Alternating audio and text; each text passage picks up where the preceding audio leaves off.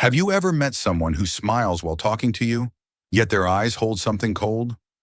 The most dangerous thing in relationships is not when someone openly says they don't like you, but when they pretend to be friendly while secretly harboring resentment inside. Hidden resentment is like an underground current. You can't see it, but it slowly erodes your inner peace. And if you don't recognize the subtle signs early on, you can get pulled into their negative energy without even realizing it. In today's video, I'll share with you 5 subtle signs that reveal when someone is silently resenting you, and more importantly, how to protect your precious life energy. If this is your first time visiting the channel, don't forget to hit subscribe so you don't miss meaningful lessons about life after 60. The first sign is compliments laced with sarcasm. Perhaps you've heard words of praise that left you unsure whether to smile or feel uncomfortable. One viewer once shared with me about his neighbor, a man in his mid-60s. Every time they met, the neighbor would say, "You look really healthy, especially at your age." On the surface, it sounds like a compliment, but hidden within is mockery, as if your age is already a burden, and the fact that you're still healthy is some sort of surprise. In truth, this is often a reflection of envy or resentment disguised cleverly. The lesson here is to learn to listen not only with your ears, but with your heart. If a compliment doesn't truly make you feel good, then it's not a real compliment. And most importantly, don't let the sarcasm behind those words make you doubt your own worth. If sarcastic compliments leave you feeling unsettled, the second sign is even more subtle and often more painful. An unusual emotional distance. Think back to someone who used to be very close to you, maybe a longtime friend, or even a family member. They often called to check in on you, sharing everything about their life. But then one day, they grow distant, offering only short replies, or sometimes silence. Another viewer shared about her best friend of 20 years. They used to call each other at least once a day. But recently, whenever they meet, it's reduced to polite greetings, with none of the closeness they once had. This change isn't always because of busyness. Sometimes it stems from unspoken resentment they don't want to admit. The lesson here is this: don't rush to force them to open up or press with endless questions like, "What's wrong?" Instead, give them space while keeping your own peace intact. Because when someone chooses distance, the only thing you can do is respect their choice and protect your own energy. One of the most subtle signs of resentment is when someone secretly feels pleasure at your misfortune. This is hard to detect because they rarely say it outright, but you can feel it in small moments. A forced smile when you share a problem, a dismissive comment that stings, or even a silence that you clearly sense is not empathy. Imagine telling a friend that the trip you'd been waiting for all year was suddenly canceled. A true friend would feel your disappointment, ask questions, and try to comfort you. But if that person gives a faint smile and says, "Well, maybe it's for the best." At your age, long trips are exhausting anyway. That's not comfort.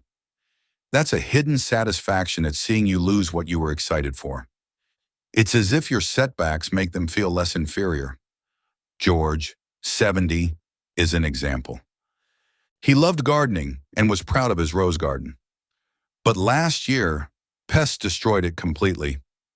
When George shared his sadness, a longtime friend only smiled and said, "Maybe it's time you took a break. Why bother with the garden anymore?" It sounded mild, but George could feel it. His friend wasn't sad for him. Instead, he almost seemed pleased that George had lost something he was proud of. This is the difference. Someone who truly loves you will hurt when you hurt and rejoice when you succeed. But when your failures become their quiet happiness, the relationship is no longer healthy. And at that point, the most important thing is not to confront them, but to protect your own energy and save your dreams and joys for the people who truly deserve them. If someone quietly taking pleasure in your failures is a clear sign of hidden resentment, then there's another form that is even subtler and often easier to overlook: the small acts of disrespect. They are not loud, not openly offensive, but they slowly eat away at the closeness in a relationship. Disrespect rarely starts with big gestures. It hides in someone constantly interrupting you while you're sharing. It shows in the distracted look in their eyes when you speak, or in their habit of always arriving late without ever apologizing. Each of these little details, repeated over time, sends a silent message. I don't truly value you. And gradually, you begin to feel invisible. A clear example is Susan, 66. She often joins her family for dinner every weekend. But recently, during one meal, when she shared a funny memory from her youth, her grandchildren immediately buried themselves in their phones, while her daughter cut her off to talk about work. Susan smiled to cover it, but inside, she felt a growing distance. No one outright said her story was meaningless, but their behavior quietly told her that her presence was no longer being listened to or valued as before. The issue here is not a single action, it's the repeated message. They downplay your feelings, your words, or even your time. That is a form of hidden resentment expressed through small acts of disrespect. And respect is like oxygen in a relationship. You can't see it, but without it, everything suffocates. When you notice these signs, the important thing is not anger or blame. Instead, pay attention to where you invest your energy. You can gently but firmly set boundaries. If you'd like to talk, please put the phone away. If not, we can save it for another time. Simple words, but this action sends a powerful message. You deserve respect. When small acts of disrespect build up over time, the common outcome is emotional coldness in communication. This is no longer about brief interruptions or distracted glances. It becomes a prolonged silence, turning what was once a warm relationship into a heavy emptiness. Emotional coldness doesn't always look like outright refusal to talk. It's often more subtle, short, emotionless answers, no longer making eye contact when you share, or maintaining only the bare minimum of politeness without real connection.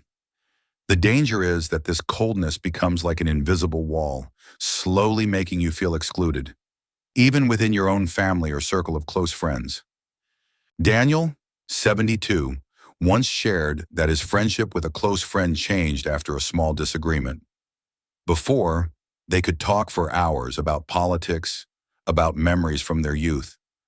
But after that one argument, every meeting dwindled down to a few shallow lines. How are you? Oh, fine.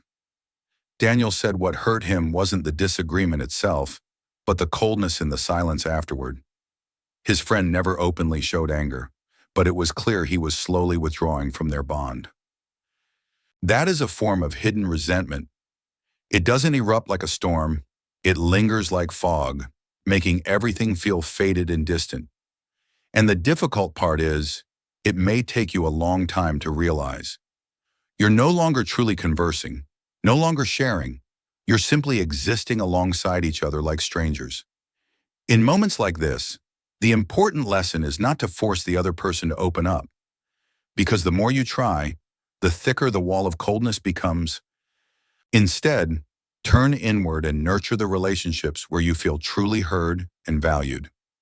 Because after 60, your energy is limited, and you deserve to spend it on the people who make you feel worthy.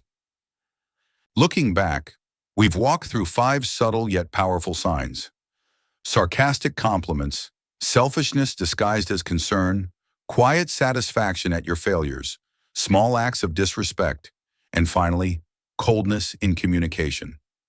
None of these are loud or obvious, but all of them quietly drain your energy and your peace.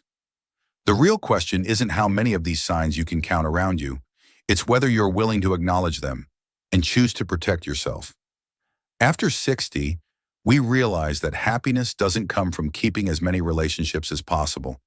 It comes from choosing the ones that truly nurture your soul. If you've experienced any of these signs, share in the comments so not only you, but others can see they're not alone. And don't forget to like and subscribe, because that helps me continue bringing you real stories and lessons. If today's topic resonates with you, then in the next video, We'll go even deeper into an issue that is subtler still.